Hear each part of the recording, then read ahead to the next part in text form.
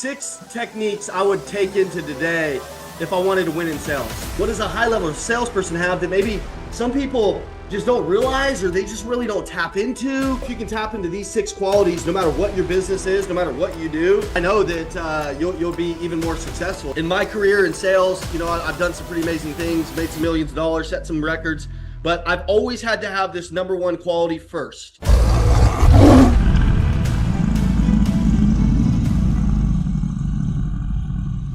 But before that, man, I know that life is 100% perspective. And a lot of the times along the way, we can lose our perspective. I feel like the devil is always trying to attack our perspective, make us see the way he wants us to see versus the way that I believe Jesus wants you to see. I believe that, that's the daily battle, man. And the person that can continuously, keep that perspective of gratitude. The fastest way to burn down your life, the fastest way to go into your sales job today and lose, the fastest way to go into your business and not lead right, not do anything right, the fastest way to lose your marriage. I know that the fastest way to lose all of those things is your perspective. We all have the ability to lose that perspective, but the people who can carry that, they're dangerous, man. And also, man, think about, before we get into sales training, think about what you're known for. Think about your reputation. Everybody wants to talk about branding. What's your brand in the market? What's your brand? You know what that means? That just means what's your reputation in the marketplace. But what's your reputation with your family? What's your reputation with your sales team? You could be whoever you want to be today, unfiltered. You could be whoever you want to design that video game character to be today. Today, you could be whoever you want to be. You can go to your business with whatever energy you want to bring. You're like, Ian, my energy's off today. Why? Snap out of it. Hit the cold plunge. Hey, number 1, smack yourself in the face. But I usually get energy from my intentions. You got to learn to just lead through the chaos.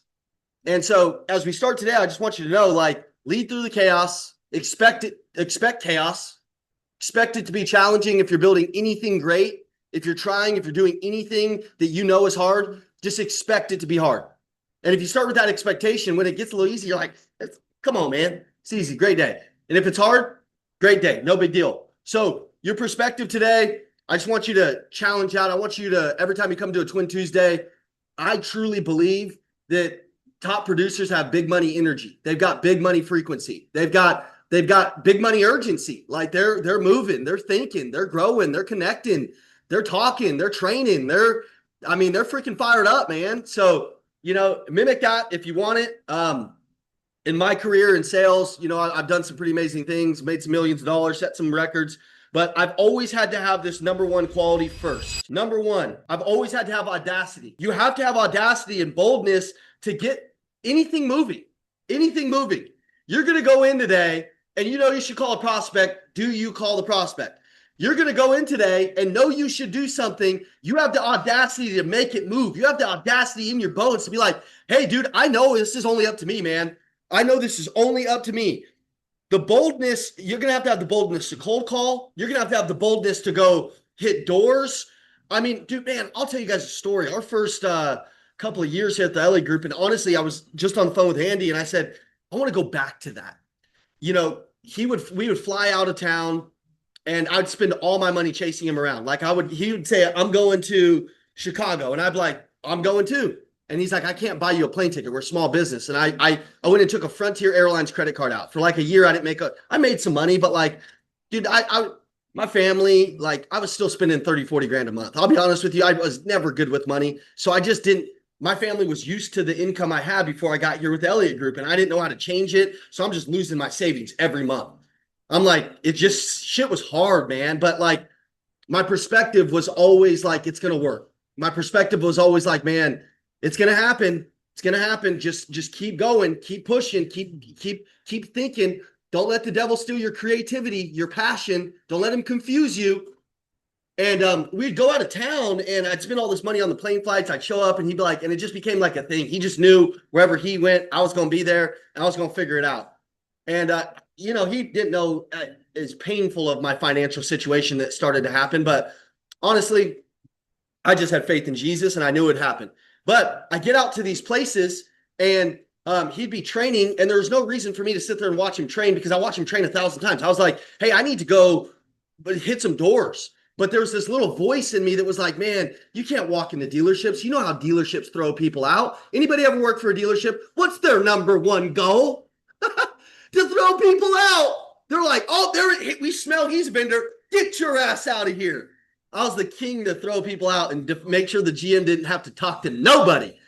Little did I know, those vendors have the most relationships in the world. So what I would do is change my perspective and make relationships with those people and help those people, because those people, I have a vendor flying in right now. I had no clue that this dude was worth almost $1 billion.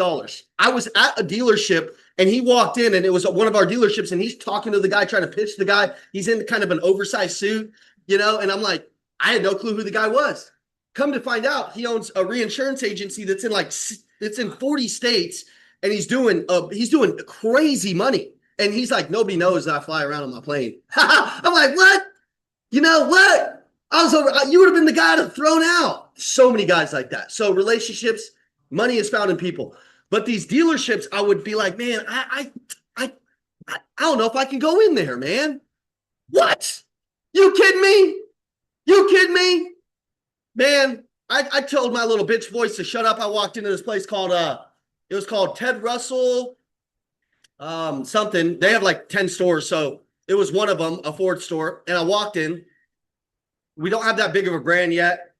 But I had trained one of the salespeople to be like really great. So I'm like, oh, he's my in. And I walk in there, and sales guy's fired up. He's like, man, this guy helped me go from 10 to 25 cars. Guys, if you're a manager and somebody helped your salespeople for free go from 10 to 25 cars, wouldn't you treat him pretty good? Wouldn't you be pretty fired up? You'd be like, hey, bro, what did you do with him? Thank you. Like, he was a dipshit. Now he's not. Like, what did you do? Instead, I get to the sales tower, and the managers are just talking crap to me, man, just making me feel bad. You know how it is, man.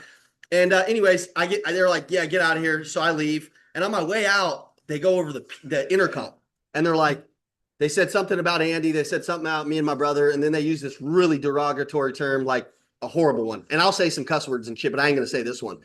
But they said it to like, this is a big Ford store. I couldn't believe it. You know how pissed. And I'm from the hood, guys. I'll just go fight you. I'll go punch you in the face, because that's all I know. But I'll tell you what, guys, there was a point where at that time, obviously I'm a fighter, so I want to just go back and punch somebody in the face. Can't do that. Maybe I could. But here's what changed for me. I needed that. I needed that pressure. I hadn't run to that type of pressure in a long time. There's something that you probably could be doing in your business right now. Maybe you haven't done it in a long time. I need that pressure again. I was just telling Andy, I said, when you get back here in July, me and you, we're going to fly out and hit dealers together. Who cares? Me and you, like, I'm going to start going door to door again. Like, who cares? But there's something that you could do right now that you need to have the audacity to do. I walked across the street it was a Kia store, Parkway Kia. And I walked in and I said, hey man, I was just next door real quick. I have one piece of information I need to pass off to the general manager that the salesperson next door used to scale 20 cars. Can I talk to him for 2 seconds? That's all I want to do is give him some information. Don't need to sell you anything. He comes over, nice guy. He's like, thank you for this information, man. You know how Tennessee people sound. They all sound nice. You can't sound like a pissed off Tennessean. You can't. You can't. Try anybody from Tennessee, raise your hand and come out here and curse me out, because you can't sound that mad. Roger Martin, you cannot sound mad. Roger, you're like, you can't sound that mad, Roger. It just don't work for you guys, man. But here's what I want to tell you. I could have quit. I wanted to get in the car. I wanted to go home. I wanted to cry. I was pissed off, man. And I didn't. Walked across the street. And the guy said, do you guys do this as training? I said, yeah. He's like, well, show me. I show him the presentation, and then he goes, yeah, we'll do it. And I'm like, what? Oh, yeah, let's go. And then I said, hey, you know what? On top of that, I'm going to fly out here for the next couple of months, and I'm going to give you extra value because I want to shut that store down. I didn't tell you this because I want to talk shit about them, but they just threw me out of their debt. And he goes, oh, let's kick their ass together. I love that. I'll pay for your flights. And I'm like, and he's like, if you do that for me, I'll help you sign up at least 5 more stores in my group, son. And I was like, what? You kidding me, boy? Let's roll. Let's roll. And he ended up giving us 5 stores. It ended up being a great relationship. And that one led to the many. That one led to the many. That one relationship led to many of them. That one, when I felt like my audacity was wavering, led to the many. It honestly set me on a rampage. In Tennessee, I signed up like 15 stores in the next 2 weeks. Never had been done in our company. Even in our industry, people who do the same thing as us, that they're never doing that. And I got my butt kicked a lot of the times, but I kept remembering like, hey, it's going to happen. It's going to happen. So step one, you got to have audacity. You got to stop fearing shit, man. I mean, I fear stuff too. I'm not like superhuman. But like what I do is I try to make that fear work for me. I'm like, hey, I personally keep Jesus right there. I'm like, hey, he wants me to do, let's go. This is where you get better. This is where you build that video game character. Remember that video game character we were talking about? Yeah. When you're stuck at level 5, it's probably because you fear something. And in order to go to level 6, you're going to have to give up to go up. You're going to have to do something new. You're going to have to experience something you've never experienced before. And if you can do that, you're going to take off. You're going to go. You're going to hit that next gear. Okay. Number 2, repetition. Practicing, man. Like just know your 5 objections. You don't even need, like, here's the repetition I'm talking about. Know your objections. Know your business. Know your competition. Know who does what you do. Know their pricing. Understand them. Secret shop them. You should know anybody who's competing with you, you should know exactly what they do and what they offer. 100% of the time. And then you should be studying your thing so naturally, it just comes kind of naturally to you. So repetition of objections, repetition of presentations, and knowing what works and doesn't work. And then when it starts to work, you stay in that zone. You're like, boom, I got this. I'm in that zone here. I'm staying here. I know where I win at. I know how my presentations need to look. And then it's learning how to repeat that. Okay. There's a basketball player Andy coaches. He just won the final, whatever that is, the NBA championship. He's from Chandler here in Arizona. I don't know. He's like a stud. I don't watch that much basketball, but he's like, I don't know if y'all know him. I think his last name's like Williams or something, but he's done some like mindset coaching and some stuff like that or whatever. But you think that those guys that are in the championship have shot the same shot 1,000 times? 1,000 times? Okay, they've shot it 1,000 times. So your objection, your presentation, the way you meet, the way you greet, the way you shake hands, it should be done the same time. I get the same 10 jokes and people think I'm funny. I only know the same 10. Matter of fact, a lot of times I drive to work with Kevin Hart so I can tell my team a new joke because I can see that I'm saying the same thing 55 times in different ways. Okay. So I'm like looking for some one-liners. Okay. Do you have some jokes that are the same that you can make somebody laugh in when they come into your business? Man, when I'd be on the car lot, I know that my team, I'd say this one joke or the same twin joke 5,000 times. And I'd turn around, I'd be laughing. Yeah, they'd be laughing. And then I'd turn around and my face would go like this.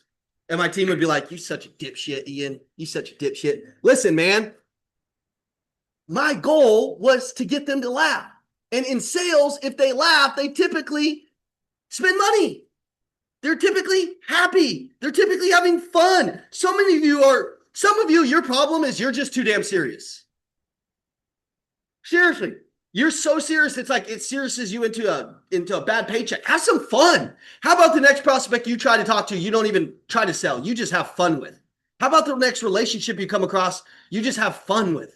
Repetition of that. You can have repetition of a lot of different things, but repetition of having fun in sales, you damn sure better create a fun atmosphere. You damn sure better be able to create experiences with inside of the sales process to get people excited. You guys have all heard me talk about the Hot Wheels trick. I used to put Hot Wheels. They'd walk in. I'd give them a Hot Wheel. Kids would go freaking nuts. They'd go crazy. I mean, even today, we got coloring books all around the office. They walk in. Kids walk in. Hey, here's a coloring book. Kids walk in. Hey, here's this. Hey, kids walk in. Hey, here's that. Why? Because we're creating an experience in somebody. If you've ever been to the Lions, then raise your hand. Okay? Did you get a hug, a handshake from every single person in the damn building where it's almost overwhelming?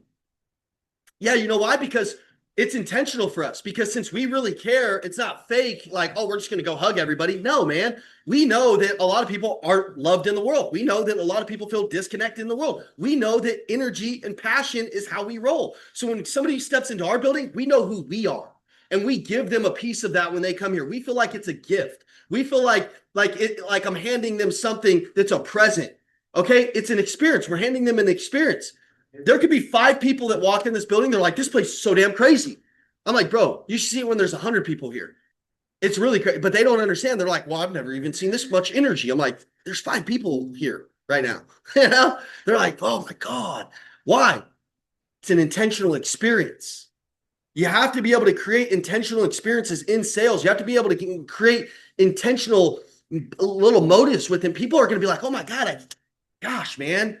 They should always leave a conversation in sales saying, I like me better when I'm with you. That's your number one goal. That's your number one goal. I'd write that down. If I'm at their door and they're pissed off, I'm like, hey, ma'am, I don't know who's been treating you bad lately, but you better come over here and give me a hug. I don't know if you got a husband there. He's going to come out here with a shotgun, but I'll give you a hug because you look like you need it. I'm going to give people love. I'm going to throw people off. When people come across me, they're going to be like, what the hell's going on? Because you got to be the assassin. You got to be the SEAL. You got to be the person that goes in there and changes shit for people. And sales is an emotion. It's 80% emotional. I know there's people just teaching the 20% logical shit. There's some logic for sure. But most of it, dude, I'm a dumbass that was able to sell 6 to 7 times the average car salesman because I was just fired up having a great old time. Most of the time I was just running around throwing water balloons at people, acting ridiculous. Like I was a ridiculous salesperson. I didn't even care, dude. I was hanging out at the sunroofs as I was pulling cars up, trying to drive it like this, like, oh, hey, check this sunroof out, dude. Get in the back. Oh my God, here, let me get back there with you. Here, shut me in the trunk. Here, you get in the trunk. I put customers in the trunk, and we used to get spits for trunking them. Shut the trunk on them. They get in. You sit on the trunk. You wave to your manager. Like, we were just idiots. People are like, why would you do that? Listen, honestly, I don't know, but we were fired up and we were having a great time. And so the customers always bought. They never really took offense of it. There was a spiff one time, Evan, remember that, where they were like, hey, if you pull an Xterra up out inside of the front of where the managers sit and you get your customer to climb the ladder with you, because they're like, nobody uses those ladders. If you climb the ladder with the customer and you get your customer to stand on top of the car, we'll give you $100. And you got to wave and celebrate and shit. So we climb the ladder with the customers. We get up to the top and we just start cheering, yelling, yeah. And they'd be like $100. Me and Evan could get everybody to do it. We'd have salespeople that had no audacity, so they wouldn't get anybody to do it. And they'd be like, you guys are so dumb. You and the managers are so stupid. I'm like, yeah, dude, I'm dumb driving my $150,000 car here, living in my penthouse, having a great old freaking time, and just loving life. Ultimately, money, happiness. I have happiness outside of the money. I'm excited. I'm loving life. I don't even know that working 2 hours a day, even Matt, like, I feel like we work 2 hours a day. You feel like we work 15. You're just smoking cigarettes all day, pissed off in the corner with the 8-car guys. You freaking talking about the economy, the market, all this other shit. I'm just fired up. Okay. So you do you, I'll do me. I'm about to go stand on another Xterra and see if I can have some fun up in here for a second. Okay. Didn't have a whole lot to do with the training I was training, but it's important to know that moments like that, you have to train yourself to have fun. Especially as a leader. You know why? Because, man, as a leader, shit can just get real freaking crazy, man. And in leadership, it's like, it's not intentional. I don't think intentionally people try to steal your joy, but it feels like it. It feels like it. It feels like them motherfuckers are after your joy at all times. Like, because it's just problem. So if you don't figure out a way, I mean, me and my brother, we got different tricks. Like, we'll go to a cold plunge right up the street. We'll go to Lifetime and work out together where we can get creative. We'll come back into the war zone more on fire. Like, there's different things we have to do to manage our frequency. Energy management is imperative for all leaders. Energy management, managing your energy, who you give it to, how you give it to people, everything. And number 3 is discipline, especially the discipline to follow up, especially the discipline to follow up when it's tough, especially the discipline to do things that nobody else wants to do. It might just be making 50 calls a day and that's it. That might be your discipline. Okay. That might be the one thing that could change your life right now. Is like, hey, I need to make 50 calls a day. I know me and my brother, when we walked into the car business, we were like, these guys were like, some of them would be like, I'm making 400 calls. And we'd be like, that's stupid, man. Honestly, we were like, that's kind of stupid. I don't understand, but I'll make 50 a day and I'll set 3 appointments. And then I'd watch these guys make 300 phone calls and not set any appointments, but they were busy all the time, but they were broke. And then I'd be like, all right, I'm just going to set 3 appointments a day. That doesn't really sound that hard. Now it sounds like magic to some people. I really still don't understand. I could pick up the phone and be like, talk to anybody. I could be like, hey, Rob, hey, great to hear you again, man. Great to hear from you. I hope you're doing great, man. I hope your family's good, man. Happy Monday, man. He's like, oh, he would always say this. Who is this? But my energy was so good. He's like, yeah, who's this? And then I'm like, oh man, this is Ian, where you bought your last vehicle. I know I didn't sell it to you, but there's all these notes in the system, of you, man. And we're just happy to do business with you, man. So just want to wish you a happy Tuesday and just check on you and see how the car's doing. And then they would be like, oh yeah, it's doing good, man, or it's bad. And I just have conversation. And I'd say, oh, you know what, man, that car, my general manager came in my office today and told me if I reached out to you, if you were at all interested, he would do this. He would give you more money. He could potentially lower your payment, keep your payment the same. I mean, there's a lot of things. I don't really know what all of them are, but I know that he's super interested. Would you want to come down? And they're like, yeah. And I'm like, okay, great. And I don't even remember a lot of people saying no. Because people say no, I'd be like, crazy, man. Huh. I drive a car. If the dealership called me and told me that I could potentially get a better car for less or the same payment, I would say, shit, at least show me what it is. So, I mean, did I not explain it correctly or something? And then they'd be like, yeah, well, I guess I'd be interested. I'm like, oh, cool. You're so crazy. I thought I screwed that up, man. Whatever. I'm kind of stupid. I'm a car salesman. And then they joke, yeah, car salesmen are stupid. I'd be like, we're so stupid. Like, I'm a doctor. When are you going to get a real job? People tell me that all the time. I'm a doctor. They're like, yeah, so is this like your real job? Is this like you do this like full time? And then we go down to the credit app, Blake, and then I'd pull their income, and then I'd be like, oh, I made that in the first like 3 months of this year. That's your yearly? I wouldn't say that. That would be total dick. I wouldn't say that. But in my mind, I'd be thinking like, wow, this sales game is crazy. I can make as much as a doctor. All right, discipline to follow up, discipline to follow through, discipline to do what you got to do. If you need a manager, listen to me carefully. I tell the sales team this, our sales team all the time. I'm like, dude, if somebody got to tell you to hit the KPIs, it's because you're a dipshit. It's because you literally, listen, KPIs are built for average people. You guys know that, right? They're built for average people. That means if you come in, we're like, hey, we just took the average numbers that it takes to be successful here, and we put it on a piece of paper because we want you to not go below the minimum of what average people do. And then I got salespeople that are like, oh, I'm hitting my KPIs. I'm like, I've never even thought about a KPI, not once. And matter of fact, the greatest salespeople that I've got here, they far exceed all the KPIs every single time. And the guys that don't hit the KPIs, the guys that hit that barely hit the KPIs, they just struggle all the time. And those people never make it anywhere. And I just don't know why. It's effort. It's effort. You're going to have to decide one day to put a max amount of effort in. I have to decide that every day. Sometimes I feel like I'm not capable of the capacity of the effort that's required to hit my dreams. I'm like, shit, man, I've been doing this for like 10 years, 15 years. Like, is it going to get easier? And then, I look around and I see my kids and I remember that that's a dream. I look around, I see, he's working out today. I look around, I'm like, man, shit, it's not that it needs to be easier. It's just that my perspective needs to be better. And so that comes through discipline. If you ever lose your discipline edge, it'll screw you up hard. Yeah, you got to continue to maintain it. Honestly, I was coming off of, I had teeth surgery.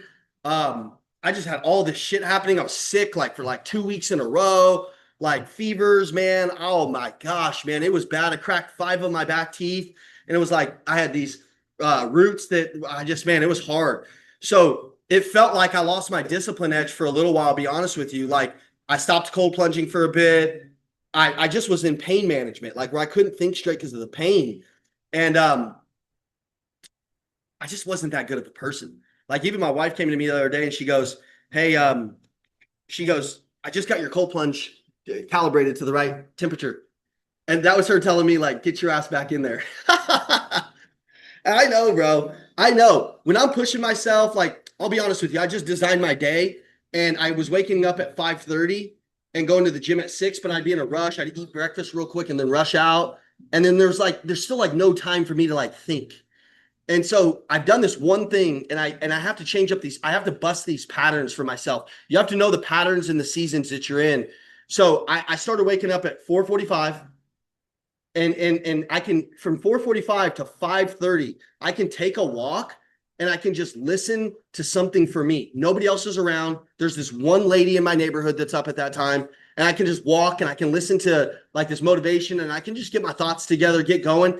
And then I go hit the gym, and I'm a lot more present in the gym. And then I'm a lot more, even today, I'm like, it's like my third day doing it, you know? But I've done it thousands of times in the past. When I'm off, I find the pattern, I reset the discipline, and then I come in hot. Like, and if I ever lose that discipline, I don't get down on myself because it happens. I just say, hey, change. Here we go. New meal plan. Here's how I'm going to work out today. Here's where I'm going to go. Here's how this is going to work. Here's how many calls I'm going to make. Here's what my perfect day looks like. And do I hit the perfect day every day? Not necessarily, but my mind is fighting on it really close. You know, me and my brother are taking a run at like 4:30, you know, every day. And it's hot, and that's good, you know, because it's like, it gives you a chance to push yourself. I just notice I'm better when I'm pushing myself. I don't know about you guys, but I have more confidence. And in sales, confidence sells. So if your confidence is lacking, it's not an external thing. It's not an external sale problem. It's just an internal you problem that you need to fix with discipline. It's a relationship with you that's missing with inside of that little puzzle piece. And you can fix it like right now. Like you could just say, hey, here's what I'm gonna do. Here's the discipline that I'm gonna do. Matter of fact, we're starting this 66-day challenge. It'll be on Andy's Instagram in like, I think the next few hours, but you can click it, keep up with me. I can keep up with you. We can compete for points and shit. So keep an eye out for that. But if you're struggling on that confidence factor, I know how that feels. And the way to get through that is to have a resetted discipline, to go back to the basics, from calls, from business, from whatever was working, and just look at those things, assess those things with some awareness, and don't be like, oh, fuck me, I'm such an idiot. Oh, not that time. Nah, bro. Listen, it's like, hey, let's get back on and talk to yourself good. Be like, no big deal. Okay. Number 4 is intuition. Gaining the sense to quickly qualify who's worth pursuing. Now, listen, I'm not talking about you see a customer on the lot, you hear a customer over the phone, and you're like, I'm not pursuing that person. But some people make the wrong pitches to the wrong people. It's like they're a way unqualified prospect and they're offering them something super giant, and maybe they just can't get there. And maybe you need to requalify what you're looking at. Really good salespeople have an intuition of who people are and how people move and what's going on with them. They can like watch them and they can feel them. They can see them because they're not watching with a lens of let me sell them something. They're watching them with a lens of like, how does this person work? How do they think? Where do they live? How do they operate? Who's their wife? What's her job? What's their kids like? What's their family like? What's going on? Like they're very in tune with who the person is. So a salesperson without intuition is a person that's just shooting blanks. They're just shooting them, man. And that you don't want to be that person. So you have to be able to guard your intuition, look at people, understand them. And the rule to listening is don't listen to respond intelligently like a smartass. Like, let me just respond. No, it's like listen to make them feel heard. And if you make somebody feel heard, they'll really tell you what's going on. If they really feel heard, like powerfully feel heard, and it's not control the conversation heard, like where they can just ramble. It's like, hey, no, hey, Anson, tell me about, hey, elaborate on that. Hey, pause. Hold on a second. Tell me about that. Don't go past that. What was that? Hey, that's where the sale is found, in really connecting with somebody. The dots, understanding them, understanding who they are. And that intuition will lead you to being able to guide them. You know, there was a sales trick that I've never taught anybody that I thought how powerful that it was yesterday. I'm going to teach it to you guys right now. I was on the car lot, and most car dealers wouldn't recommend this, but I don't really care what they recommend because I did it a lot. And I had a customer, and she was like looking at this car, and I knew who she was. I have a very good intuition. I'm almost like, people will call me, they'll say you have like this empathic shit where you just feel people's energy.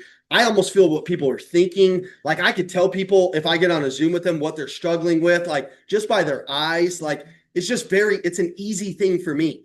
Now, I think you can develop it the more you're in sales and the more you're like actually coming from a good place of wanting to understand people and connect with people. So I think that's part of it.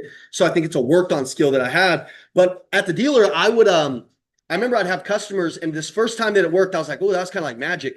The lady's like talking to me, and she's talking about she wants this model, and she wants this, and she wants this. And we walk over and we're taking a look at them. And the one sitting next to it, I really feel like this is the payment that she's going to need. And I really feel like I'm like, there's no way she's paying this. Like this car's an extra 15 grand. And it's got a sunroof and leather. I'm like, ma'am, let me ask you a really serious question right now. I personally, from what you've told me, don't believe that this one would be the good choice for you. The other one has all the same shit, but this one is going to be an extra 200 to 300 in payment. And you have 2 kids, you're a mom. I know how money works. I want you to be happy, number one, but I just want to make sure we're doing right by you and letting you know like what this looks like. And I would kind of tell her not to buy the car. I'd be like, I don't think you should buy this one. And she'd be like, well, oh my God, like I was pretty set on that one. And I know sales managers won't recommend it, but you know what it would develop? It would develop trust. Because I actually knew how to guide them and I was actually so sold on them. I'd be like, yeah, that's not for you. Matter of fact, a guy just reached out to me and he's followed me for a long time. He's like, man, I want you to train my team. I want you to do this. I want you to do that. And just send me an invoice and I'll pay it. And I was like, number one, I fell into that trap before because there's 2 traps I fall into. Number one, he doesn't pay it. Number 2, it's not aligned and there's no expectations and money comes in. That feels nice, but then it's not a relationship that works out. And those things kind of wear on me. Like if my customers aren't winning, I don't really feel good. So I kind of like protect my peace. I said, hey man, I don't want your money. I don't even know what we would align on. What I want to do is make sure that it works for you. What you asked me in the gym the other day, I know somebody who could do a better job at the specific thing that you asked. I do this, you're asking for this. I think we need to get on the phone and make sure that's right. And if not, I can refer you to somebody else. You guys ever had a doctor refer you to somebody else? It kind of feels weird. You're like, why don't you just fix my damn shit? I got referred like 5 times to 5 different people. But what if they would have just operated on me and I would have been upset with the work? So I'm not saying you got to refer out your business. I'm just saying you should have the intuition to build trust with people by guiding them the right way. And if you do that, people will trust you naturally because they'll feel like you're trying to protect them and they'll feel like you're trying to help them. And you shouldn't be trying. You should actually just be doing. Okay. So number 5, confidence. This is the assertiveness to ask for the sale, man, to expect it. Like it's in my frequency. I expect to sell something. I plan to sell something. I prepared to sell something. I mean, I don't expect not to sell something. When I go into a basketball game, I'm not expecting to lose. I'm going in there expecting to win. You got to go in there expecting to win, man. I see a lot of salespeople, they go in there and they're like, oh man, I just hope to have a good day. I'm like, you can't do that, man. You got to go in there and expect to have a good day. Hey, I'm going to go in here and dominate this day, man. I'm going to go in here and freaking and do this thing, man. Like I'm going to go give it hell. Like, let's go, man. Let's go. It's a mindset. Now, yeah, you can build confidence through training, through growth. Confidence comes from like repetition with that thing, like really working on some of these things. So when you get in these situations, you're not stuck. You know, but no matter what, even if you don't know something, you can always tell somebody, hey, I might not know that. That was my favorite thing to say in sales. Hey, I don't, because I didn't know shit about cars. Just to be honest with you guys, I don't know anything about cars. Matter of fact, I would sell the wrong models to people and they'd be like, I'm like, here's your car. And they'd be like, that's not what I'm like. Oh, we did paperwork on that. Damn, they're going to kill me again. Confidence comes from knowing that you're doing the best job for people. And I would always tell people, hey man, if I don't know the question to this, I'll make sure I write it down. I'd write their question down and I'll get the answer for you. They'd be like, what's the curb weight? And you know what I feel like people are trying to do in sales? They're trying to trap you. Because how many of you have gone and bought a car recently and you just walked in and stumbled in and bought a car? None of you. Probably none of you. Maybe one. But you know what typically happens? You know, unless you're Dennis looks like his dumb ass would walk in there and buy a car unprepared. Dennis go in there and be like, I saw that lifted up truck right there. I'll take that one. They're like, you got credit? He's like, oh, 740. And then they're like, done. You ain't even driving, bud. Right into the finance office. Roger's closing him. Roger ain't letting nobody talk to Dennis. He's getting everything.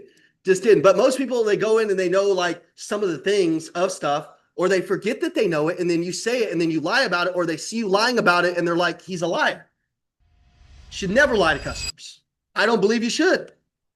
I believe if you're trying your best to tell the truth and you're being truthful, I really believe customers have their own intuition of you. They can feel you. They can understand you. They get you. They're like, he's an honest person. I'm good. Okay. So intuition, confidence, character. We kind of talked a little bit about that. Demonstrating integrity. and trustworthiness in every transaction, man. You know, really just being there to help customers.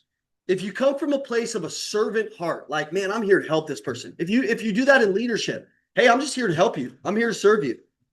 I'm here to be with you, man. Whatever you need, I got you.